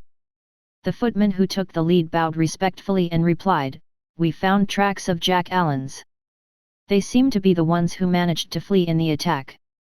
They probably came back here to take a look thinking that we had all left." "Is that so, Hui?" Kant nodded and said, "Stay sharp, and keep your eyes peeled." "Understood." The footman bowed. Kant waved and dismissed them, gesturing for them to continue patrolling. However, he took what that footman said to heart. While the attack on the Jack Allen tribe had been a success, and better still an epic victory, Kant knew that the achievement was gained by crushing their forces instead of actually killing every single one of them. Then again, having one's forces crushed and having one's forces entirely wiped out did not actually make much of a difference on the battlefield. A group of scattered soldiers was hardly considered a fighting force, just like how cattle about to slaughtered were no longer considered livestock. Such beings were reduced to food. In his case, they were reduced to merit in combat. Gallop sounds were quickly heard from the faraway dunes. Firentus led the remaining 5 Swadian horsemen back to the temporary camp. "Halt!" Firentus pulled his reins and bowed to Kant, saying, "Good morning, my lord." Kant nodded and replied, "Morning." He looked at Firentus and the 5 Swadian horsemen. A frown appeared on his face as he said, "Something tells me that you guys ran into those filthy primitive beasts when you were patrolling." The linen robes covering their armor had blotches of blood on them, making the fact easy to tell. Firentus did not bother hiding it and said, "Scattered groups of Jack Allens were seen when the sun just came up." We drove quite a number of them off and prevented them from gathering again to ensure that they were not trying anything funny at our camp. Good work. Kant smiled and voiced his approval. While the job was simple, it was still quite bloody. Phyrantus and the Sarandian horsemen, who were once desert bandits, likely showed no mercy to those scattered jack-allans. The riders only had to hit those creatures harder to ensure they stayed where they were for good. Lord Kant. Phyrantus turned around and asked, "What should we be doing next?" Next. Kant frowned, thinking that the matter needed careful consideration. Kant looked up at the blackened, charred ruins before him. Black smoke was still rising into the air. The disgusting stench of burned things wafted throughout the area. Kant said, "Let's search the battlefield." While all of them were regular humans, they were still warriors with steely hearts. They were used to the charred stench of war, especially since it was common throughout the continent of Karadia. As such, none of them felt anything much about it. They had no problems continuing to search the burned ruins. The sight of charred dead bodies was not something that would make them sick. Only poor children had such reactions. The charred bodies were not all that different than burned chicken to the warriors. Kant gave the order to search the battlefield. The forces on standby immediately made arrangements. The 46 Swadian footmen went up first. They stepped on the charred things and bodies, as well as flipped the still burning ashes with their weapons about without paying any heed to the warm ruins. They need to find out if there was anything of value left behind. The 41 Swadian men-at-arms led their horses as they gathered. If anything unforeseen were to happen, the heavy cavalry units were able to quickly react. That was because of the experience they had gained fighting in many battles. The search was a quick one. There was no way anything of value in the Jack-Allan tribe, which was already reduced to charred ruins, would have been spared by the fire. There were only old broken urns, bones that somehow were capable of resisting the fire, rocks, and similar trinkets left in the ashes of the ruins. The search revealed that the Jack-Allan tribe hardly even had iron items with them. "Hey, what's this?" However, several Swadian footmen seemed to have found something interesting. They stood at a site of the ruins that seemed more elevated than anywhere else. They flipped the ashes away with the heavy spears in their hand.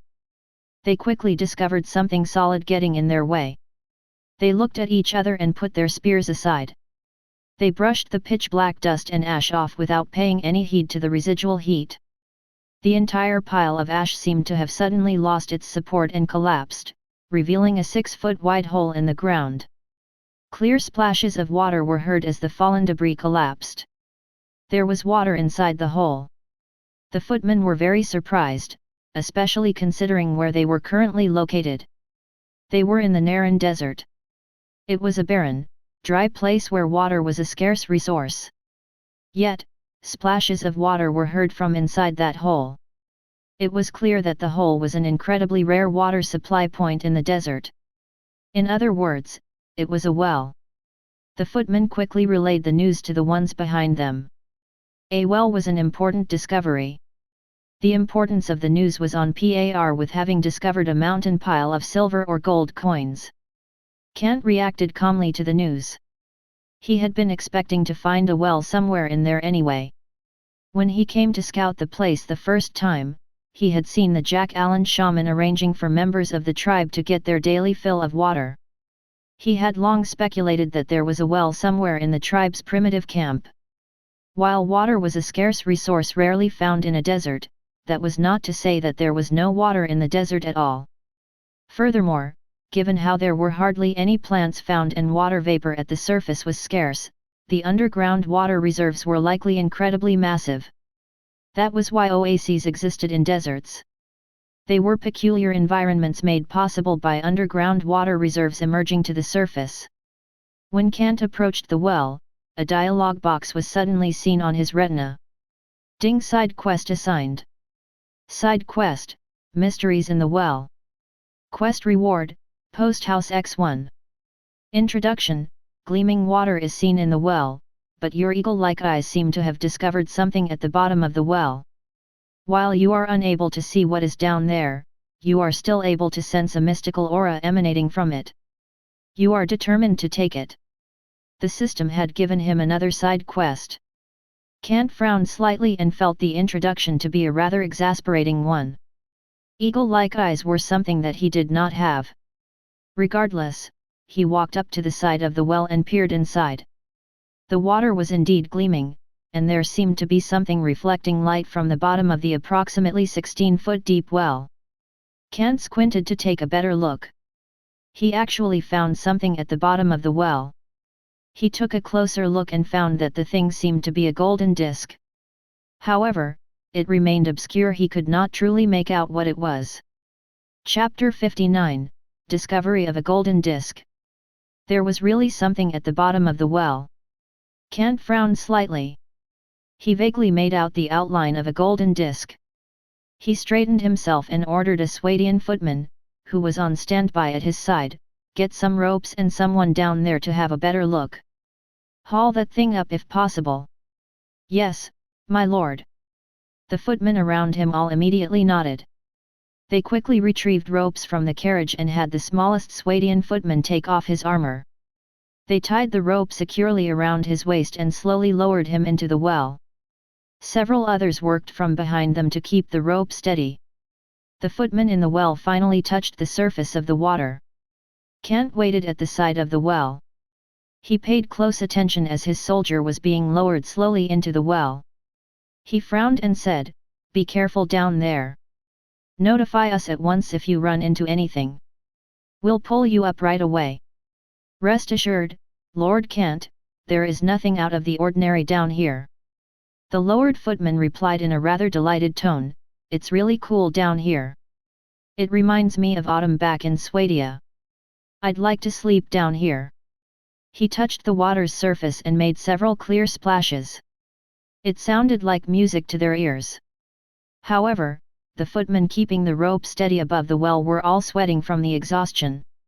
They chastised him as they panted, "Don't waste Lord Kant's time. Finish the job quickly. If you still want to sleep down there when the job's done, we'll let go and you can sleep forever down there. Hell, I think you'd thank us for that later. Hurry up. We haven't got all day," Kant said. "Yes, my lord. I'll try to fish things up right away. The water in the well doesn't seem to be all that deep." The footman in the well immediately responded and splashed about again. He finally found the golden disc, which was about 3 feet in diameter, at that bottom of the clear water. He unconsciously gulped. He slowly extended his hand and sunk his arms into the water. It was a refreshing experience. The water in the well was just cool enough instead of feeling ice cold like how it typically was deep underground. He thought it was curious but did not think much about it. He raised his voice and shouted to the people above, "Keep lowering the rope." Slowly. The rope around his waist was lowered quite a bit, enabling his thighs to hit the water. His toes stepped on the stone walls of the well. Half of that footman's body had sunk into the water, but he still was unable to reach the golden disc with his arm. He wiped the water off of his face. Basking himself in the cooling sensation, he said, "Lower the rope for a few more feet. I'm about to reach the disc." "Be careful," Kant said as the rope was lowered further. The footman was still part of a unit capable that was upgradable to become a Swadian man-at-arms. Losing one in a non-combative situation would have been a huge loss. Kant had no intention of losing another soldier who had the potential to become a powerful heavy cavalry unit. "I'm fine down here," the footman responded. His arms waddled about in the water. His feet were already stepping on the golden disc. He straightened himself and found that the water was just above his chest. The water was not deep. It was only about 5 feet deep. The footman was quite relaxed. Since the water was so shallow, it meant that nothing would happen to him so long as he remained careful. As such, he bent over and dived. He grabbed one side of the golden disc and leaned backward. He pulled hard with his back against the stone wall. He was finally able to flip the golden disc over. Huff! His head emerged from the water. The footman shouted with glee to those above, I've got the disc. It's not all that heavy. You can pull me up now. He took off a section of the rope tied around his waist. The section was reserved for an emergency. He quickly tied it around the golden disc at the bottom of the well.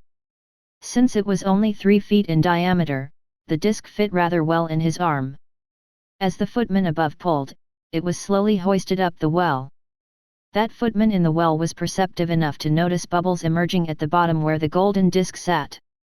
It was apparent that the well was connected to an underground reserve. At the top of the well, everyone was working hard.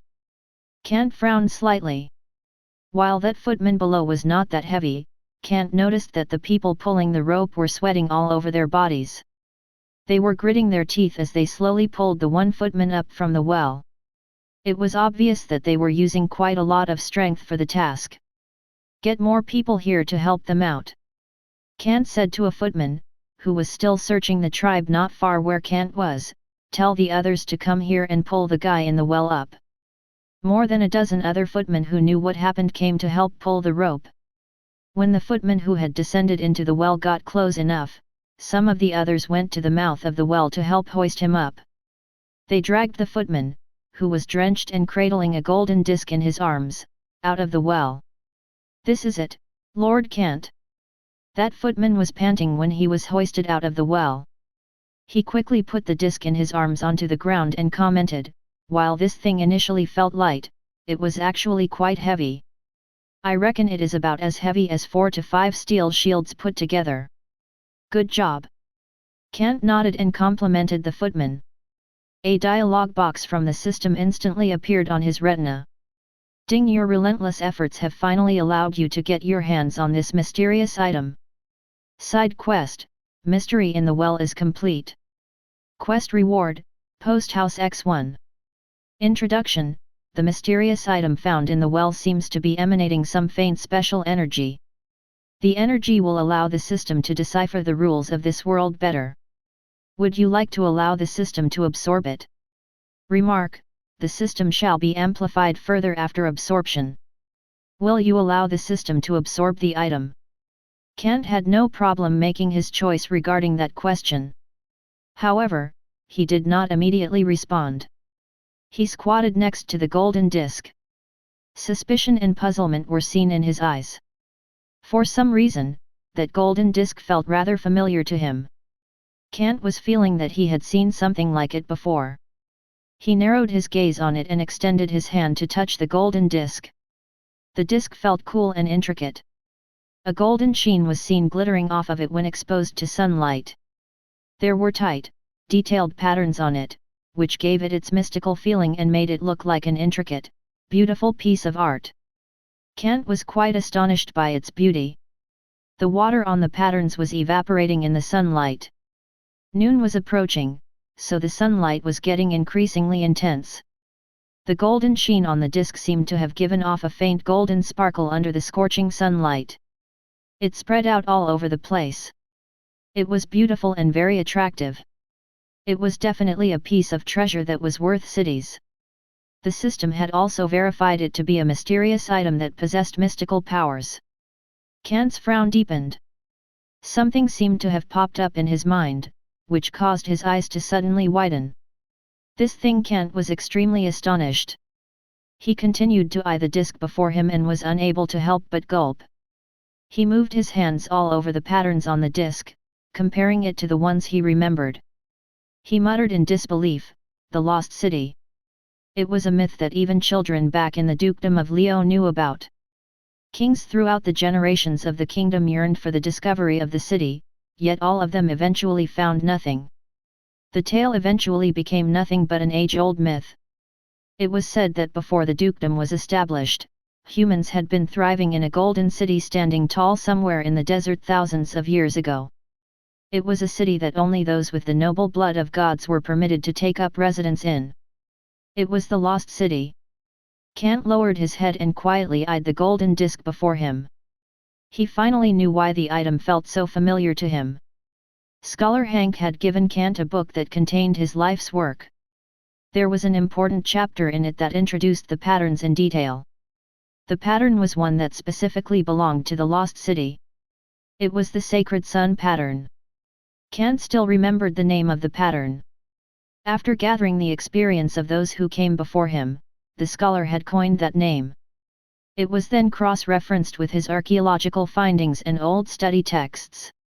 Scholar Hank eventually claimed, albeit only through speculations without specific proof, that the sacred sun pattern had been the highest, noblest pattern found in the Golden City.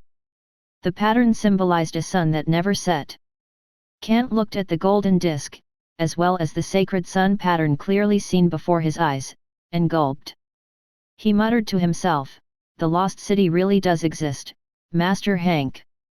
It was solid proof that would have dispelled all prior ridicule and verified the existence of the lost city. Master Hank's research had been correct after all.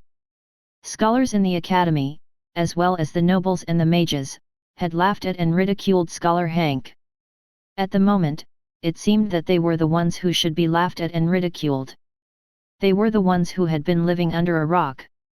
However, Kant's expression immediately calmed.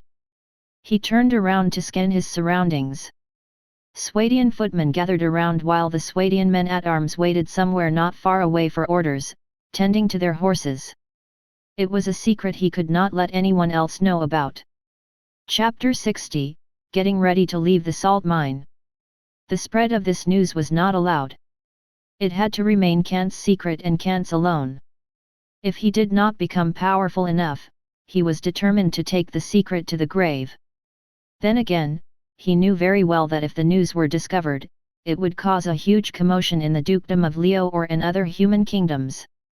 That would have easily cleared Scholar Hank of all the ridicule he had suffered in the past.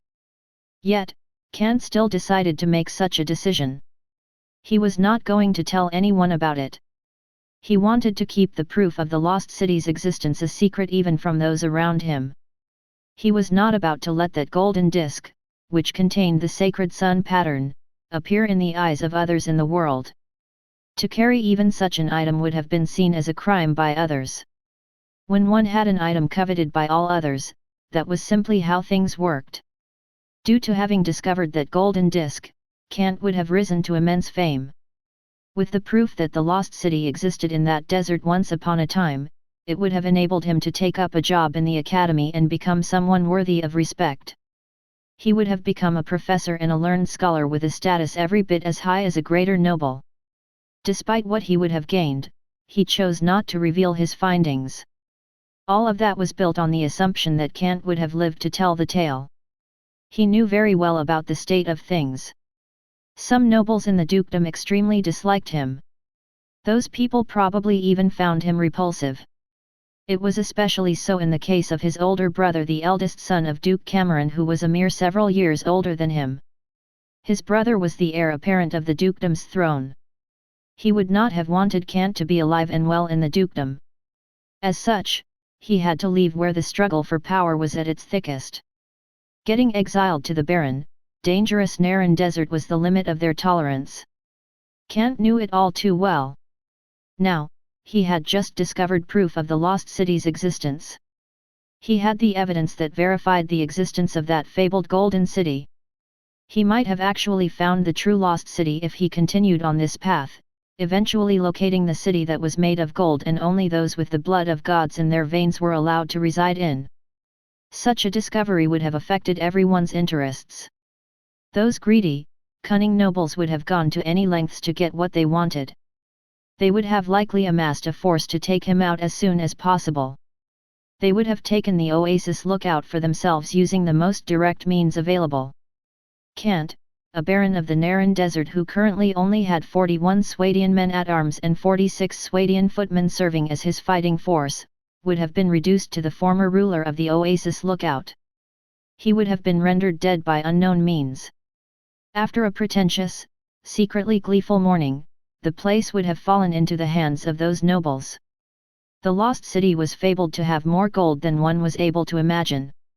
Such wealth was a temptation that very few could resist. It would have turned the most composed of figures into the most insane of lunatics. Greed was the most terrifying thing. Will you allow the system to absorb the item? A dialog box appeared and blinked on his retina again. Kant came to his senses and nodded without any hesitation. Yes. Data streams appeared in his eyes. The golden disk was immediately shrouded in the flow of data. It shook lightly for mere minutes before it ended up absorbed by the system. It disappeared entirely from the world, just like how it had been with the gemstone and the 2 pages of papyrus. Allowing this to happen was the only way Kant would be able to rest easy. The system had taken care of the one great potential threat for him. It allowed Kant to breathe a sigh of relief. Lord Kant, you do not seem to look well. Phyrantus walked up to him from afar. He eyed Kant's rather pale and severe expression and asked out of concern, would you like some water? I've heard that we've found a well around here. I'm fine. Kant's expression returned to its usual calm. Seeing how Kant did not say anything more, Phyrantus did not ask any further questions. He simply eyed the well that had been charred pitch black by the fire. He exclaimed in surprise, is that the well everyone is talking about? The well that supplied drinking water for more than 2,000 Jack Allens every day? It looks like the amount below is quite vast. Sir Phyrantus, the well is about 20 feet deep, yet the water within is less than 5 feet deep. That footman who had been inside the well hung his dripping wet clothes around to be dried as he reported, I found a bubbling eye when I was down there. I think there's definitely a subterranean river beneath the well. Phyrantus was surprised. A subterranean river. Indeed. That footman nodded affirmatively. Kant eyed the south. With thoughts weighing on his mind, he speculated, I think there is actually a subterranean river somewhere below the Naran desert containing vast amounts of water. The Oasis lookout probably emerged thanks to such a river as well. There probably is. Phyrantus nodded in agreement. Wells and oases never emerged in a desert for no reason. The only reason they existed was that there was a river underneath the sandy surface. There was likely a rocky layer of soil underneath the sand, which contained vast amounts of water. Oh right. Phyrantus seemed to have been reminded of something and said to Kant, my lord, I recalled that you said the Jack Allens had discovered a natural salt mine that was formed after a lake dried out not far from here. There is one. Kant nodded. He recalled the situation he saw when he last scouted the place. Narrowing his eyes, he added, there were quite a number of Jack Allens over there as well. Phyrantus looked serious. I think we've got our work cut out for us. There is definitely more work to do. Kant chuckled. His expression remained calm, yet there seemed to be a fire in his eyes. That beautiful white salt is waiting eagerly for us to take it. Since the situation was brought up, he deemed it necessary to get to it as soon as possible. Kant was a decisive person and dreaded having to wait on making decisions. With the Jack Allen tribe now reduced to ruins of ashes, there was not much of value left to be found if they continued to search the place. Even all the crude salt the Jack Allens gathered had been reduced to charcoal, making it utterly inedible. In Kant's perspective, there was a salt mine not far away ripe for taking. Losing a bit of the tribe's crude salt was nothing in comparison. The source of the salt he aimed to get his hands on was like a source of wealth that would never run out. Charcoal was harvested in Sinway Range. A natural salt mine was in the Naran Desert. Kant had taken 2 sources of water for himself. All of that meant that high-grade white salt, which only appeared at the feasts and banquets of nobles, was in his grasp. Every bag of salt was almost worth its weight in silver. Even rough salt of lower quality fetched great silver from the pockets of nobles and gentlemen. Going around plundering places would have yielded less than selling those salt. We'll be heading out now. Kant got on his horse and waved in front of him. The 46 well-armed Swadian footmen formed a neat, winding line behind him as they moved. As for the 41 Swadian men-at-arms, they were travelling slowly at the rear. They were having some trouble moving around given how both the men and horses were clad in armour. While the war horses did not actually sink into the sand as they moved, their speed while travelling on sand still was not comparable to travelling on flatlands. Both Kant and Phyrantus knew that very well. The 5 Sarandian horsemen clad in mail armour and iron helmets served as scouts. They were riding Swadian desert horses, which were more suited to desert environments. Furthermore, none of the horses were clad in horse armor, which made them quite nimble while moving around in the desert. Besides, Swadians were people of the desert. They encountered the occasional bunch of jackals as they traveled. They were thoroughly frightened and ran for their lives when they saw Kant's forces, which they seemed to have taken for demons.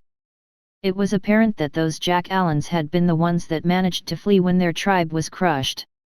Neither Kant nor Phyrantus paid any heed to them. Despite his forces being less than 100 strong at the moment, their actual combat prowess was more than twice, perhaps even several times stronger, than that of the 300-strong force from before. One look at the equipment packed by those forces, as well as the iron armor worn beneath their linen robes, was more than enough to tell that they were battlefield veterans. This type of a fighting force would have served as small elite forces led personally by the nobles back in the dukedom. The march slowly continued. The workhorses were pulling the carriages as they moved. The pace was not too fast and not too slow. Due to having found a well, Kant and the others did not bother conserving what they had in their water sacks. The road between the Jack-Allen tribe and natural salt mine was paved, so the trip back and forth was only going to take them about a day.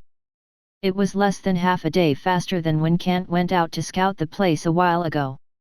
With the Jack-Allens had long paved the way, the hardened layer of sand made it easy for wheels and hoofs to travel. They took a short break at noon. They continued on their journey after eating lunch and drinking enough water. After they were done resting, Kant and his forces headed at around 2 p.m. Time passed. The sun gradually set in the west. Dusk descended upon them. They arrived at the natural salt mine. The landmark was an obvious one. Dried Jack-Allen corpses at the top of the dune created long shadows in the light of the evening sun. It was a harrowing scene. However, Kant brought more than just the desert bandits with him on the trip this time. He had brought a well-organized cavalry force and infantry force. They were regular combatants with a formidable fighting prowess. They charged straight for the dune. Some Swadian footmen found the landmarks to be eyesores. They kicked the Jack-Allen bodies, which were tied to wooden stakes, down as they passed. The salt mine was right below the dune before them. The Jack-Allens, who all knew that the Jack-Allen tribe was no more, were busy packing their things and getting ready to leave. Kant slightly narrowed his gaze on them. He found quite a number of amusing fellows. He saw more than 30 Jack-Allens down there. They were all wearing mail armor and held double-handed battle axes. They served as overseers to keep the other Jack-Allens, who looked smaller and frilier, in line, as they packed the bags of salt and prepared to leave the place.